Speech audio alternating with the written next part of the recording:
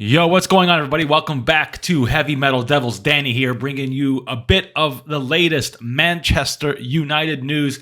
Just talking a bit more about Jadon Sancho at the moment because that's really the only thing in the news happening right now. Just before we get into what Jadon Sancho and Erik ten Hag are doing, don't forget to hit that subscribe button. All right? Cool. You've done it. All right. Cool. Let's go. Anyway, so... Manchester United have now banished Jadon Sancho from first team training. He is set to train alone and with the reserves. Erik ten Hag is not backing down and will not take anything less than an apology from Jadon Sancho, which Jadon Sancho has refused to do. Yesterday, Manchester United put out another statement. There's like a statement every day coming out from this club at the moment on Jadon Sancho about him being away from first team activities until they can reach a disciplinary action to what the post he did last week or 2 weeks ago. But anyway, Erik ten Hag is really standing firm, and it's becoming a problem he is trying to fix within the club over the last 10 years since Fergie left. Player power has really taken over this club, from guys like Angel Di Maria to Paul Pogba. Let's see what's happening now with Maguire, to Jadon Sancho. There's just been a lot of player power issues at the club. Ronaldo was another one.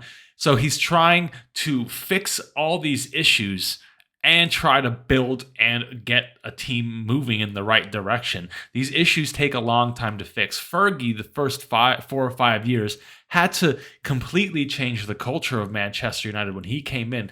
It was riddled with a big drinking culture, and he had to get that out. And Erik ten Hag kind of has a similar task on his hands, getting this player power out of the club and back into the hands of the manager and the higher-ups in the club. And doing what he's doing with Sancho right now is exactly what he needs to do, in my opinion. I think, he's done a lot for Sancho. He let Sancho go away for 3 months last season when we really needed him to get his mental health state right. He's been quite lenient with Jadon Sancho, and I think what he did the other week was a last straw. He was like, maybe the only way I can get to Jadon Sancho in his head is by calling him out publicly. And he did not really get the response he was hoping for, unfortunately.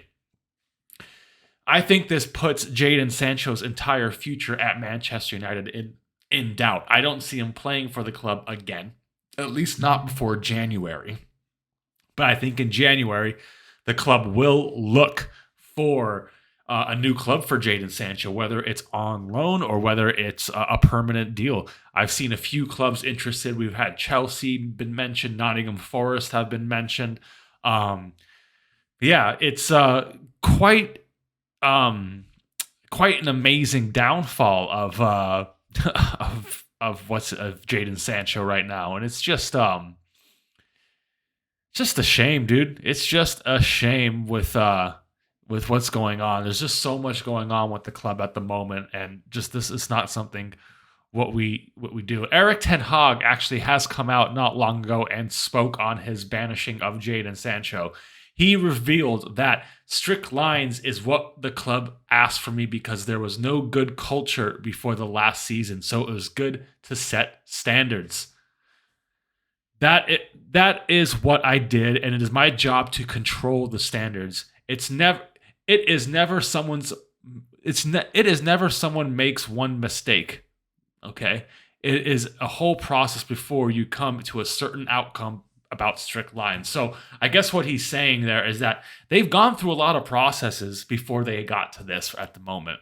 There is a structure to cross lines, so you have to be strong, he says. And he added, if staff, players, whoever crosses lines, you have to be strong. Absolutely. And that's basically all he has to say. He is a strong manager, and it looks like the club is very much backing him on this. According to what he said, they specifically brought him in to reset club standards.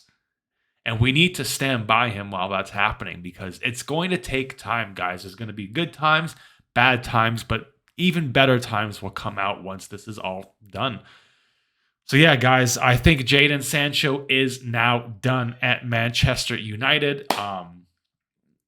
It is what it is. Comment down below. Let me know what you think about Jadon Sancho.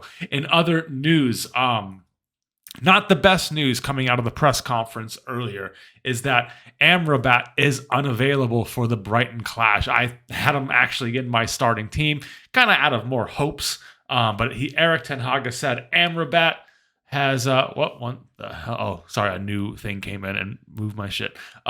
He said Amrabat, he came back unfortunately with the injury, so he will not be available for tomorrow. But I think on the short notice, yes, he'll be back very, very soon. Why